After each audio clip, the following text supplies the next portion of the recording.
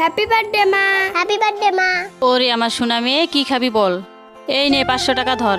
মা আমাকেও দাও। তুই কি করবি টাকা দিয়ে? এই নে 100 টাকা ধর, এর বেশি পাবি না, ভাগ এখান থেকে। আরে চলে এসেছিস, কি করেছিস 500 টাকা দিয়ে? আমি সব বান্ধবীকে নিয়ে সব টাকা খরচ করেছি।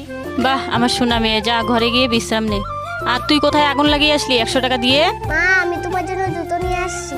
জুতো? জুতো দিয়ে কি হবে?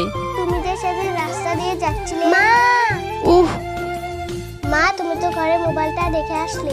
তুই কি মানুষ? তোর জন্যই তো আমার পায়ে তার কাটা বিঁধেছে। মা এতে আমার কোনো দোষ নেই, তুমি রাস্তা দেখে ভালো মতনে হাঁটুনি। এখন তুই আমাকে শিখাতে এসেছিস, ভাগ এখান থেকে।